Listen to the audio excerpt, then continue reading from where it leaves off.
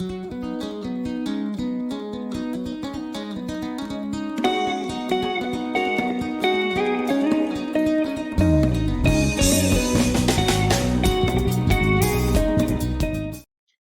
to this topic again, as we'll be looking at the Greek civilization.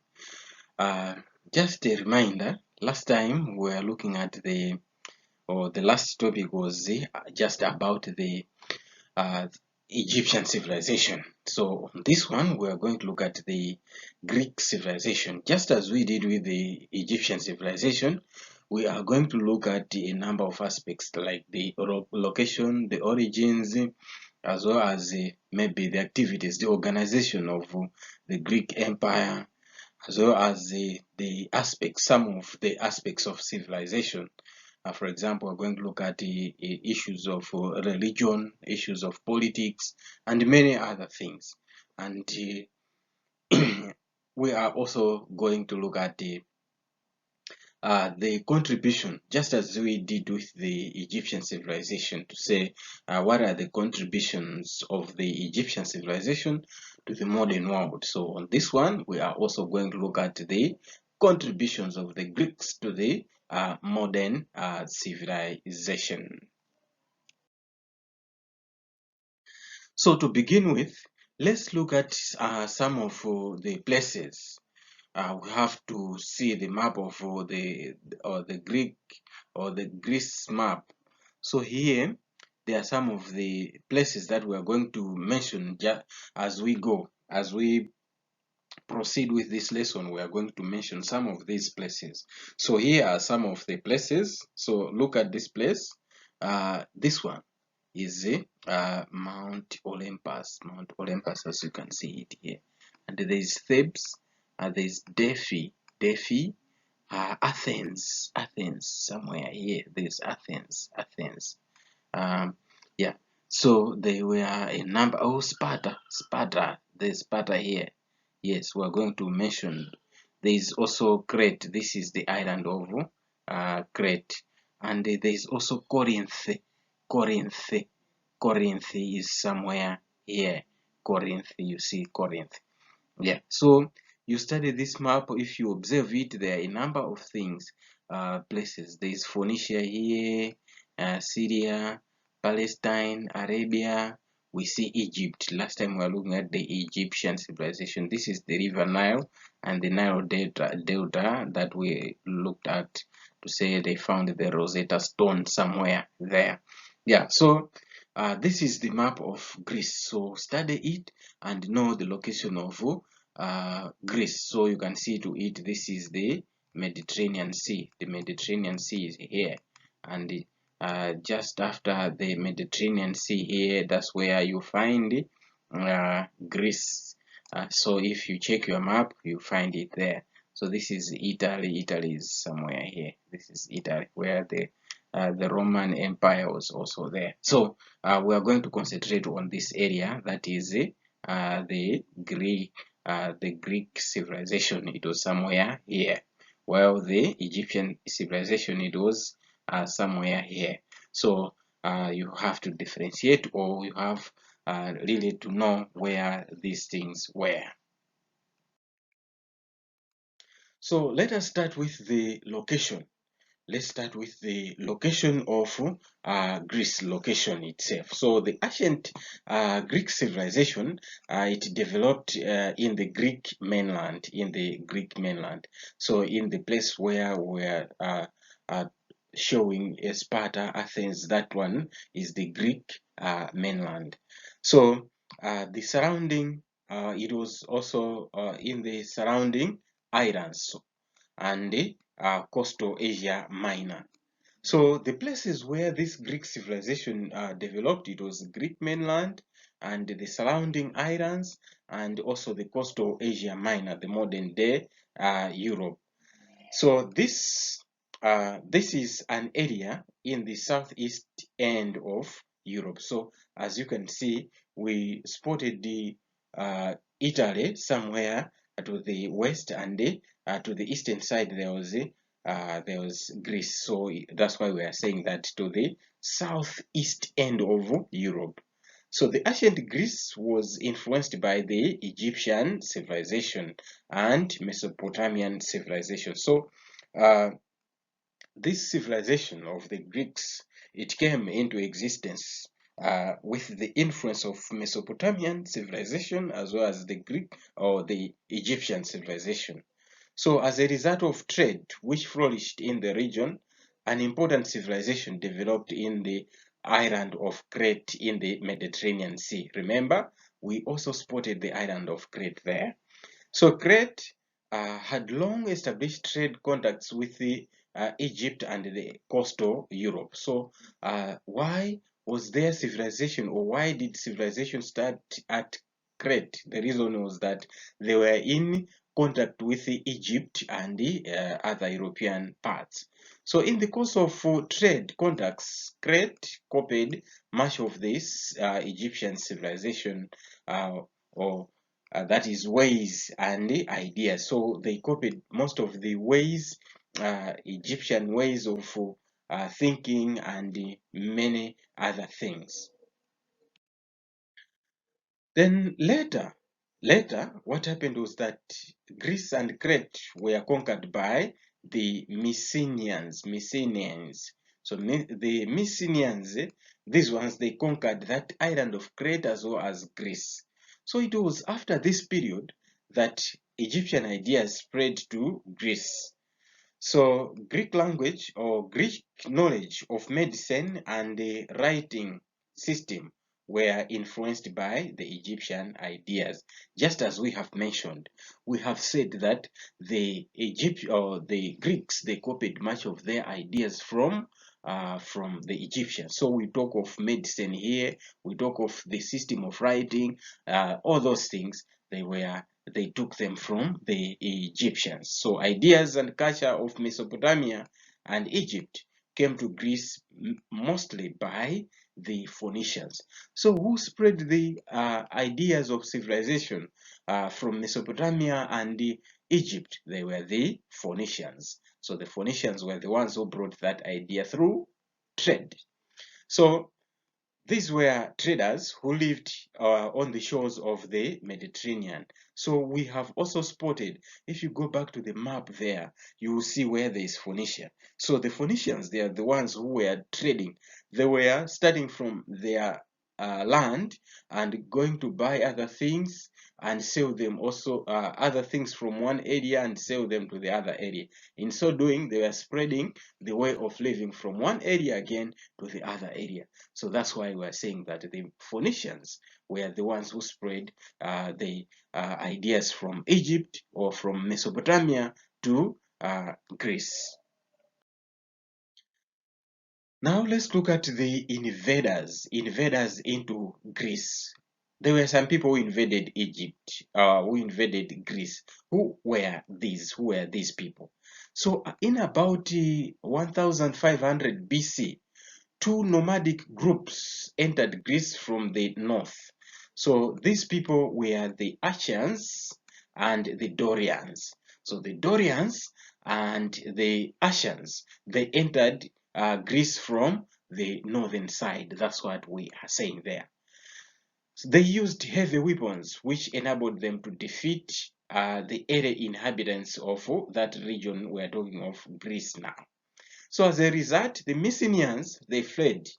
They fled to the mountainous western coast of Asia, Asia Minor, and the nearby islands. So the Dorians and the Asians, when they conquered Greece, the Mycenaeans, those we have mentioned just at the beginning there, we said they came and conquered it and settled there around their Greece.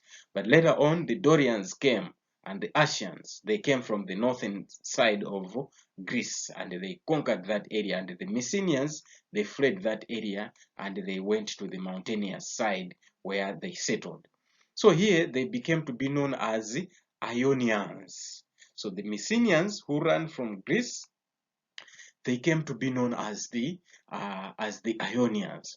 So these people called themselves the Hellenes. They called themselves the Hellenes.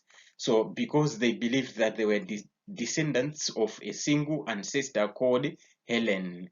They believed that all of them, the Mycenaeans, who were now called the Ionians, they were from their descendant, the same descendant called Hellen.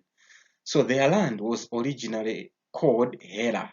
So their land was called Hera, the land of the Hellenes, who were the descendants of Helen.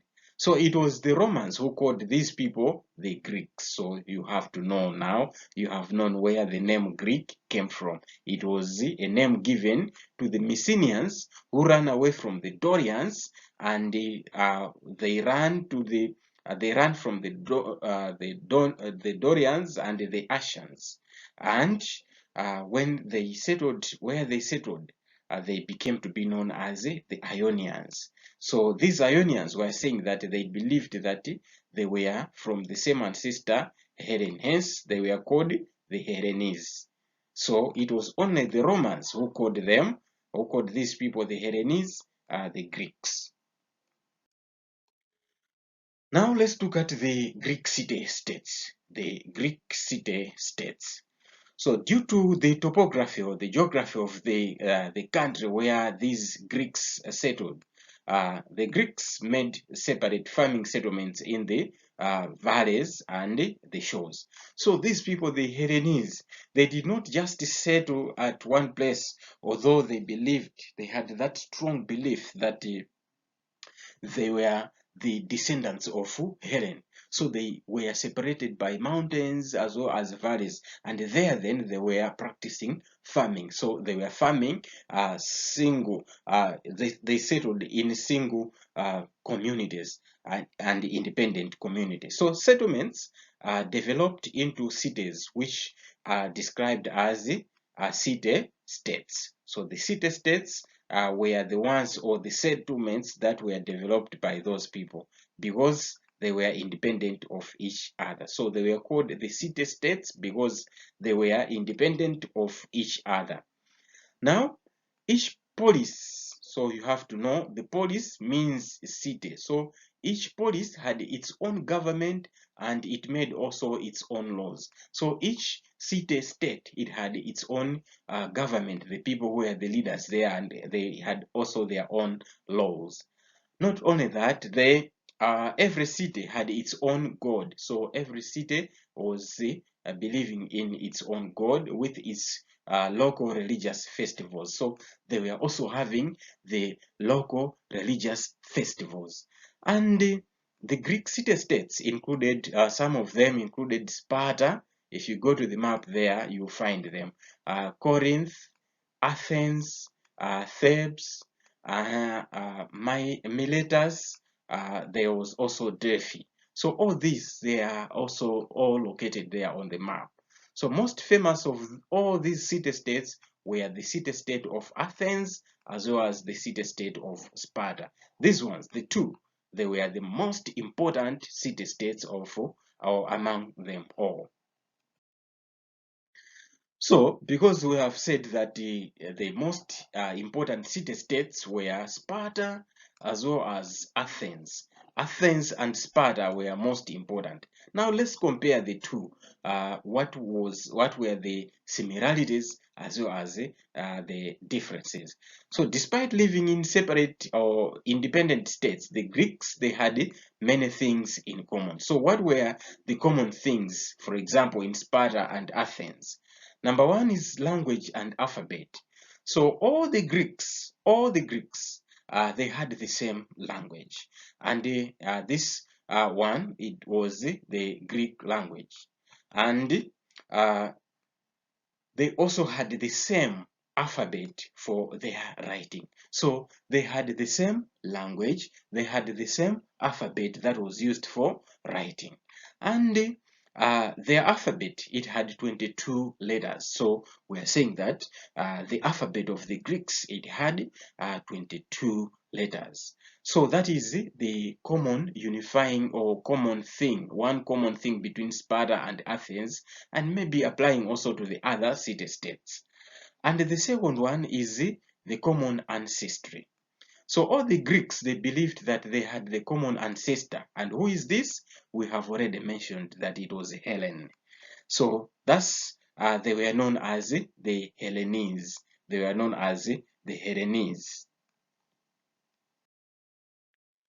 So another thing is religion. Religion. So religion was also the common thing. So both Sparta and Athens, they worshipped the same gods, and they built fine temples and statues for their gods, for the gods. So for example, the temple of Athena, uh, called the Parthenon. So this temple of the god Athena, it was called the Parthenon. It stood on the Acropolis. So it was there on the Acropolis, the city. So there was that a temple of Athena, which was called the Parthenon. So this was the highest part of the city. So as you can see in this picture here, you can see or identify this building here. So this one is the most highest point of the whole city, as you can see it here. Yeah, so this one, it was the temple of Athena. So the temple of god Athena, which was the Parthenon, was this one, as you can see on the photo there. Another common thing of the Greeks, it was literature and theater. Literature and theater. So the Greeks, they shared same literature. They were sharing the same writings. They had the same writings. So they were all interested in writing poems and telling stories. So the Greeks, despite that each city-state, it was independent of the other, they had common things. So these are the common things that we are looking at. So we have looked at a number. So now we are looking at literature and theater. So we are saying that their writing, the Greeks, they were all interested in writing and telling the stories. So in history of theater, the Greeks were the first to write plays and perform them in the theater. So they were writing the plays and performing them in the open air or in the theater like the stadium. So they had competitions and festivals each year to encourage the playwrights. So each and every year there were competitions to encourage the people who were writing the plays.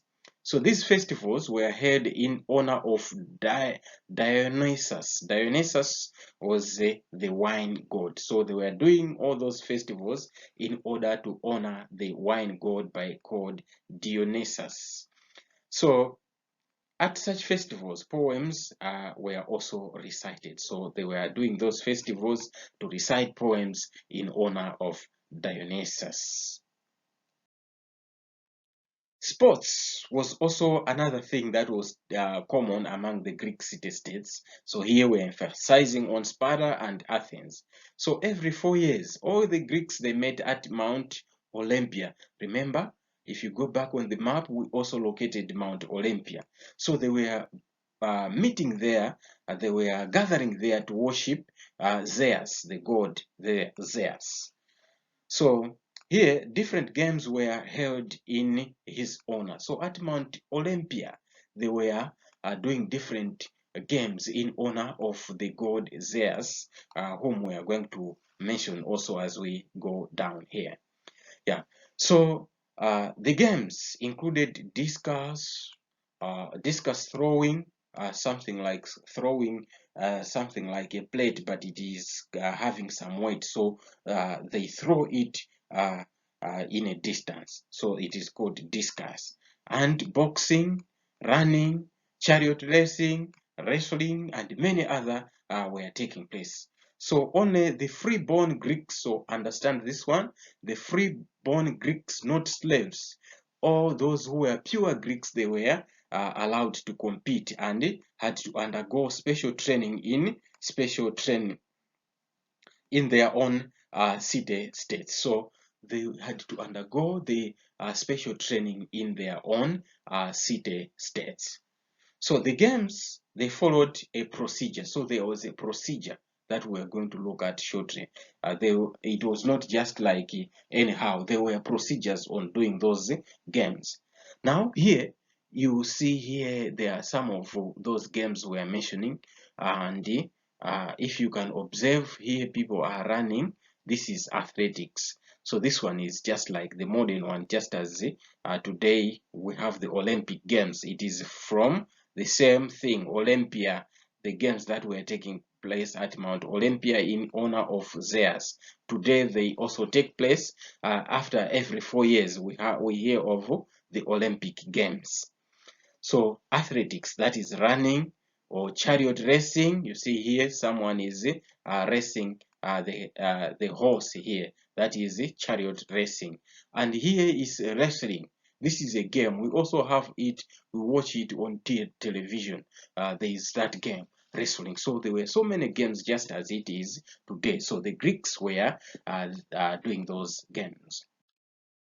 So we have said that they were following a certain procedure on those games. So what was the procedure?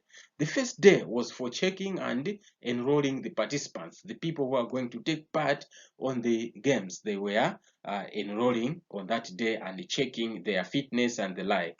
The second day was for the procession to the shrine of Zeus, because we have said that they were doing all those games in honor of Zeus. So the second day, all those people who have registered and all the leaders, they were making the lines, the procession going to the temple of Zeus to worship him. That was done in the second day. From the third day to the fifth day, they held the games. So the games were held for 3 days.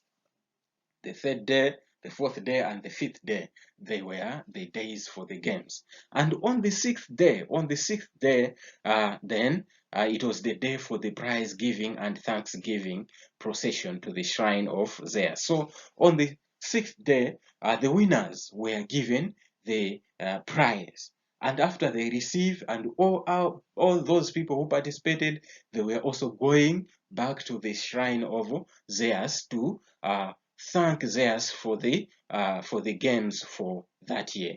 So the modern world continues to perform these Olympic Games, just as we have pointed out, to say they also take place, although not with some religious attachments. Today, those who participate in the Olympic Games, they don't go for maybe worship first at a certain temple and now start the games. No, there is nothing like that religious attachment. It's only the games that take place. So we are looking at the similarities between Sparta and Athens, because we have said that they were different city-states, and the common one or the most famous were Sparta and Athens. So we are trying to look at the similarities and the differences, because we have said that these city-states, though they were different, but they were doing some other things in common. So all those things that we have just mentioned, they were doing them together. Like the language, it was common. The sports, they were doing it together. But they had some differences. So much as Sparta and Athens had a number of things in common, it is not important to know that the city-states were different in other areas.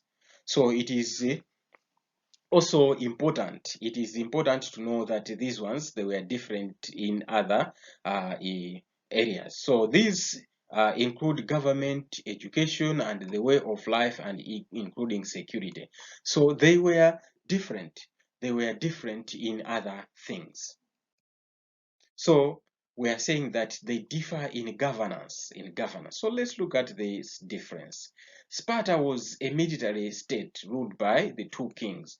So those 2 kings, their main duty was to direct the military activities. So we are saying that Sparta was a military state, and it was ruled by 2 kings whose main duty was to check the military or direct the military affairs.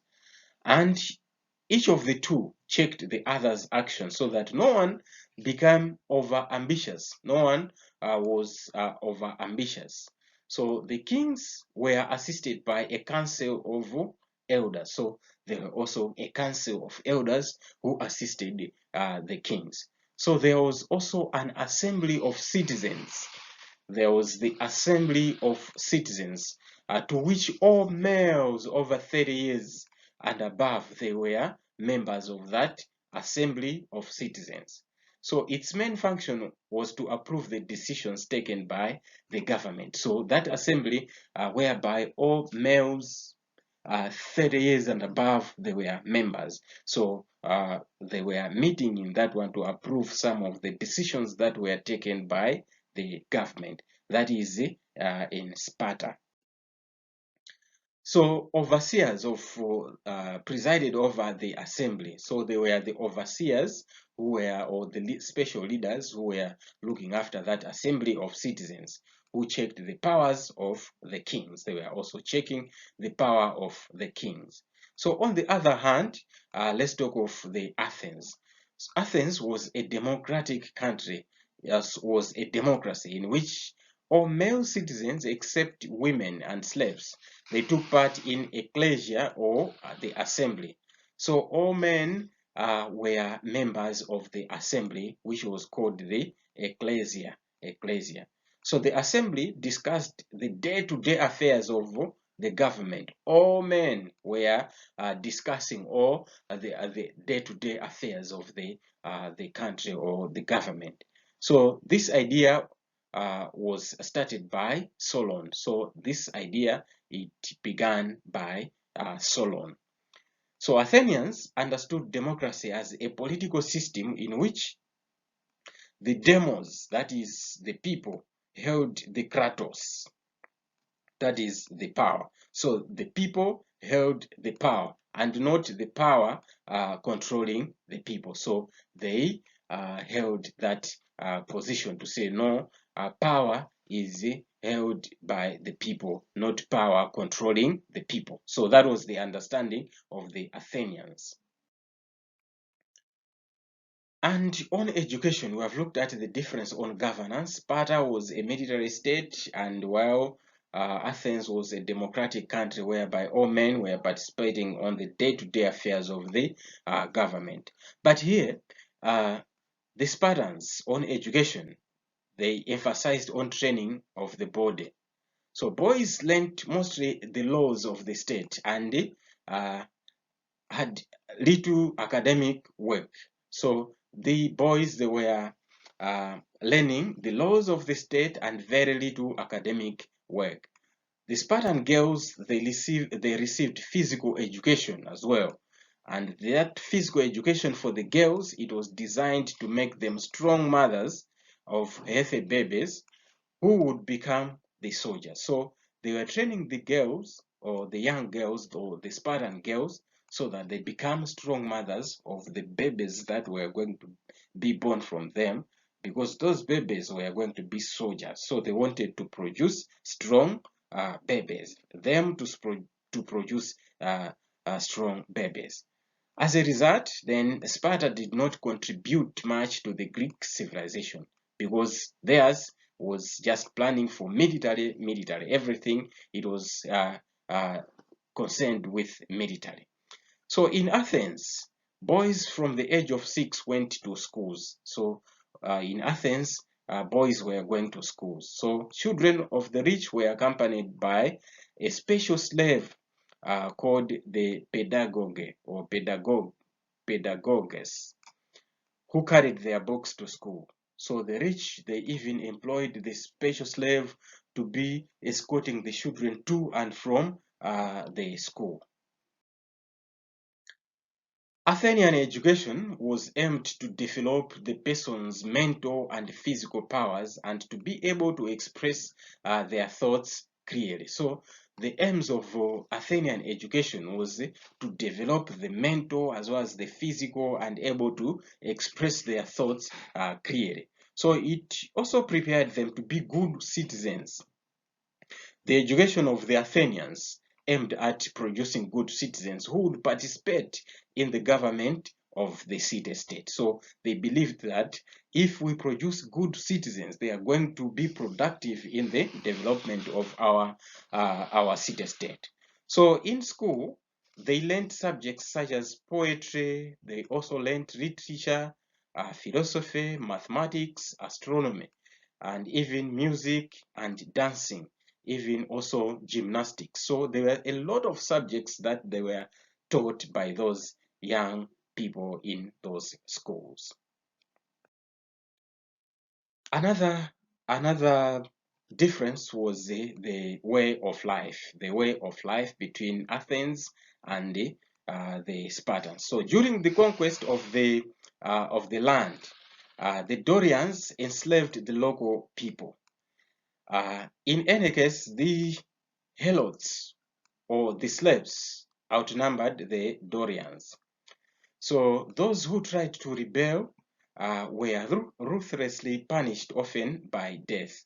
So to prevent slave uprising, the Spartans, therefore, they created a strong military state. So the Spartans created a strong military state to avoid the rebellion by the slaves. So from the age of 7, the Spartan boys, they lived in the barracks where they were trained to use the weapons and develop courage and also endurance. They were supposed to be trained in those things. Use of weapons, again, develop the courage, to have courage, and also to develop endurance. So in order to learn to be resourceful, they took long route marches without food. So sometimes they were just marching for long distance without food, so that they develop that courage, they develop that endurance to say they can endure even they have no food in them. So little time was spent in reading and writing. So we're talking of Sparta here. Very little time was spent in reading and writing. And at the age of 18, those young boys, they were now joining the barracks as the soldiers. They were joining the men's barracks. So they were not allowed to marry until they had fought in a war and went out on raids. So they were not allowed in Sparta. Boys were not allowed to marry until they have gone to war, until they have proved that they are men enough.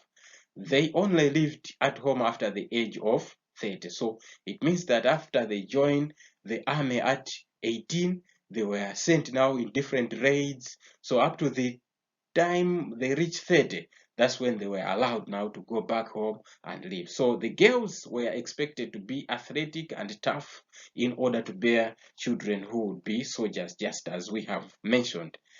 So in Athens,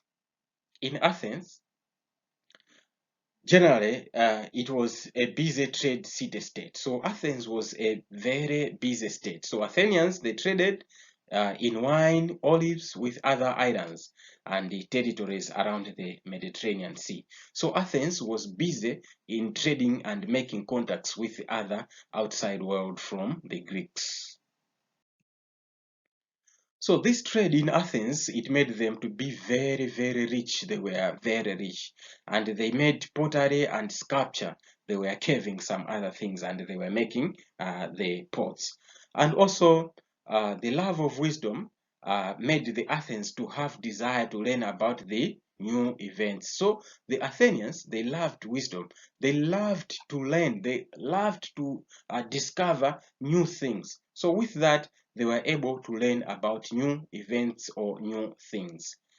So men gathered in streets to discuss various matters, including the laws in their government. So most of the times you would find people discussing, debating in the streets about the issues of their government.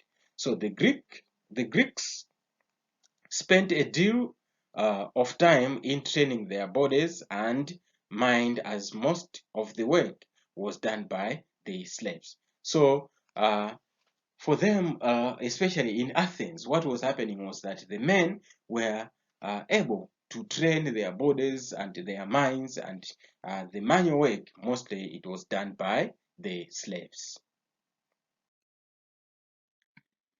So why did the Greeks never form an empire? why did the Greeks never form an empire? This is important because we have said that they had common things, but the city-states were independent of the other. They had their own governments, they had their own laws, their own gods, but they were united in some other things. So why did they not just form one country? So Greece is a mountainous country with swift and short rivers. So the mountains made travel and communication between the settlements or the city-states difficult. So with this one, then the Greeks did not belong to a single nation. So you can see it there. The reason why the Greeks did not form a single empire was that their the topography of the area, it was mountainous. Hence, the settlements were separated by valleys or mountains. As such, communication was difficult. Hence, each city-state, it was independent of the other.